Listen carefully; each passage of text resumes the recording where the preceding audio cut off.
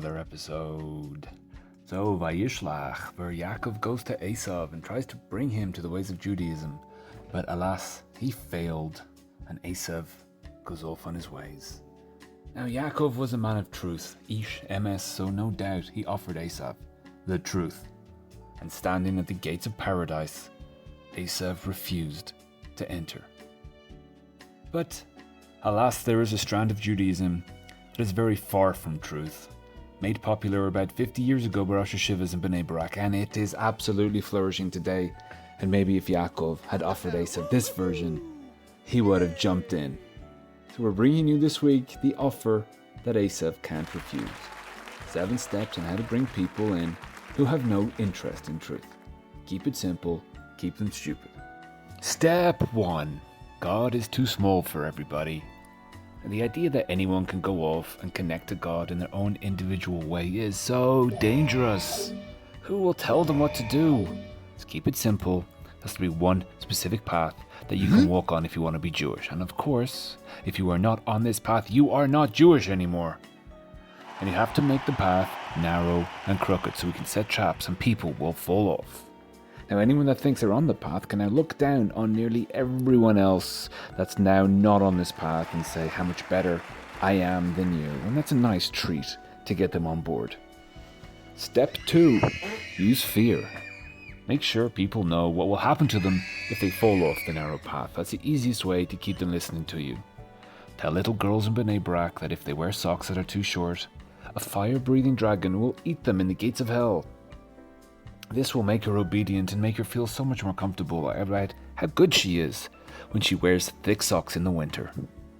We need fear to stop people educating themselves in case they stop listening to us. Fear is the best tool to control people, and we know it works because the church has been doing it for thousands of years. Step 3. Ban everything, teach nothing. If something is bad, why not explain why? If there is something you should not be doing, explain why it is a bad idea to do that. Bring the people with you. However, if you're dealing with a bunch of idiots and want to hide what's going on, just ban it. So everyone else's path is wrong, but now, if you go off that path, you guessed it, you're a heretic, and all you say and do will be banned. Anyone's opinion that disagrees at any part, ban all his books. A device that has all the information in the world, or the Torah. What do? Ban it. This video?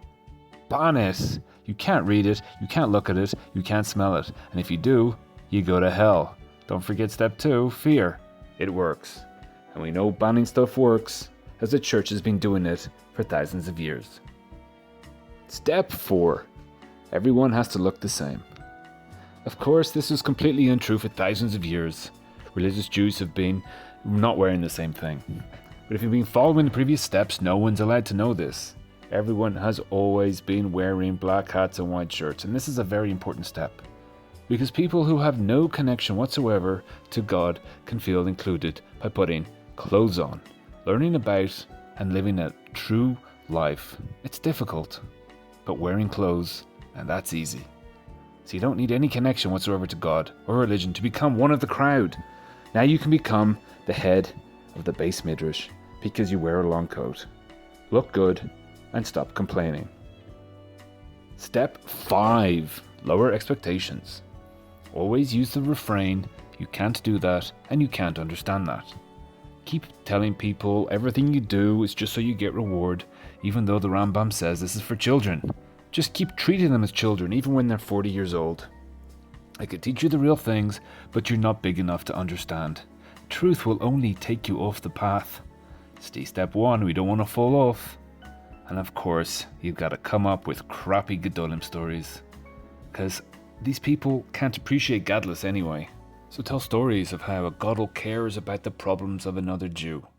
Because of course, none of us can reach this level. Because we've been trained to live just for our reward and what we can get out of it. And then we tell them Goyim could never do such a thing. They can never reach these levels. Then of course we have to ban Goyim in case they meet one and see that it's all not true. Such an easy life to lead.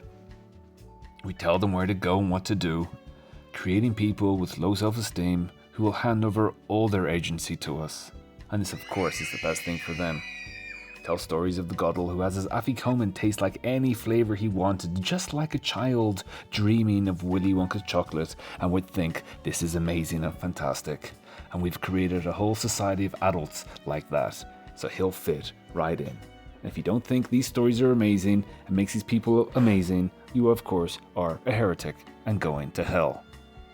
Step 6. No one's allowed to work and everything's really expensive. Yeah, can't work that out one either. With these simple rules creating simple people, we'll have all the people wearing the same clothes and walk around saying Geschmack. They can't say anything else because they don't understand anything. And as they say Geschmack, they'll hear echoed from the other side of the zoo. Geschmack, Geschmack, Geschmack. And you'll be happy following the rules. You tell me what to do. It's so much easier than thinking for myself and trying to work my life out. Will have no ability to raise up against you for a better life. So that's the package that Yaakov should have offered Esav. And no doubt if Esav had heard this, he'd grab a hat and shout out, Geschmack! Okay kids, don't forget to like, comment and subscribe, but do what you're told.